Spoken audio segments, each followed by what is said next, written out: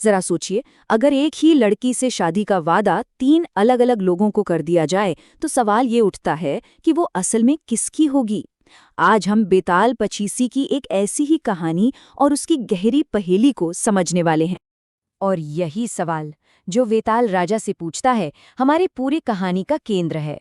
ये एक ऐसा सवाल है जो हमें प्यार, कर्तव्य और त्याग के बारे में दोबारा सोचने पर मजबूर कर देता है। तो चलिए, कहानी शुरू होती है धर्मस्थल नाम के एक शहर से।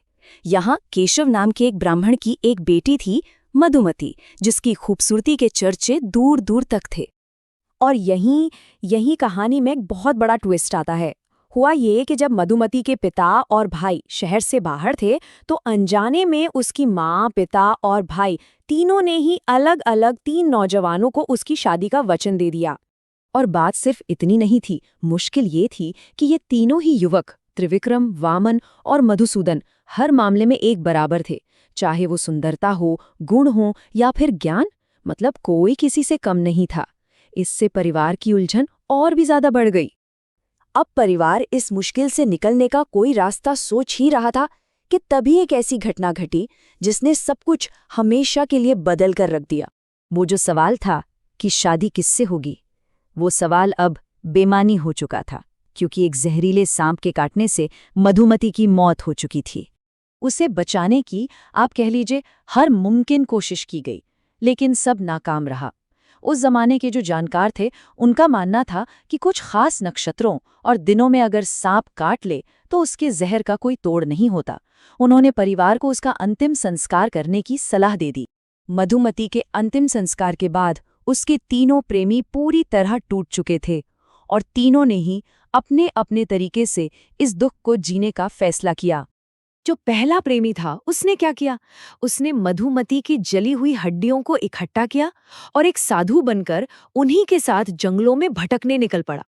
अब दूसरे प्रेमी की बात करें तो उसने मधुमती की राख को एक पोटली में बांधा और शमशान में ही उसी जगह पर एक झोपड़ी बना ली और वहीं रहने लगा, बस उसकी यादों की हिफाजत करने के लिए। और तीसरा, वो एक योगी बन गया और ज्ञान की खोज में देश विदेश की यात्रा पर निकल पड़ा। एक ऐसी यात्रा जो, जैसा कि हम देखेंगे, सब कुछ बदलने वाली थी। अपनी यात्रा के दौरान उसने एक ऐसी चीज देखी जिस पर यकीन करना मुश्किल था। उसने देखा कि एक आदमी अपने मरे हुए बेटे को मंत्रों की एक किताब से राख से वापस जिंदा कर देता है। बस उसे देखकर वो समझ गया कि मधुमती को वापस लाने का यही एक रास्ता है, और उसने वो किताब किसी तरह हासिल कर ली। तो इस नई उम्मीद के साथ, इस चमत्कारी किताब के साथ, वो भागा सीधा उसी शमशान घाट की तरफ जहां बाकी दोनों अभी भी मधुमती के जाने का गम मना रहे थे। तो अब तीनों प्रेमी एक बार फिर से उसी जगह पर इकट्ठा थे। हड्डियों और राख को एक साथ रखा गया। तीसरे प्रेमी ने किताब खोली और मंत्र पढ़ने शुरू किए। और फिर एक चमत्कार हुआ। मधुमती उनके सामने एक बार फिर से जिंदा खड़ी थी। मगर जैसे ही ये चमत्कार हुआ, जैसे ही मधुमती वापस आई, खुशी मनाने की जगह तीनों में एक जबरदस्त बहस छिड़ गई। हर कोई मधुमती पर अपना हक जता रहा था।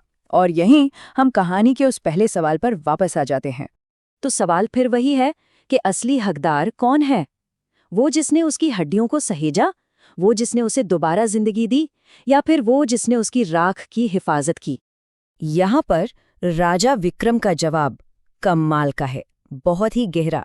उन्होंने कहा कि जिसने मधुमती को दोबारा जिंदगी दी, उसने एक पिता का धर्म निभाया, और जिसने उसकी हड्डियों को सहेज कर रखा, उसने एक बेटे का फर्ज पूरा किया। इसलिए राजा ने अपना फैसला सुनाया कि मधुमती पर हक उस प्रेमी का है जिसने शमशान में झोपड़ी बनाकर उसकी राख के रखवाली की थी। मतलब राजा के तर्क के हिसाब से उसका वो काम बिना किसी उम्मीद के, बिना ये सोचे कि कुछ बदलेगा, बस लगातार उसकी याद में वहीं बने रहना, यही एक सच्चे पति की वफादारी का सबसे बड़ा सबूत था। और ये कहानी हमें एक बहुत ही गहरे सवाल के साथ छोड़ जाती है। ये जो प्राचीन तर्क है, सृष्टन, संरक्षण और भक्ति के बीच, ये आज के दौर में हमारे रिश्तों को समझने में हमारी कैसे मदद कर सकता है? ये सोचने वाली बात है।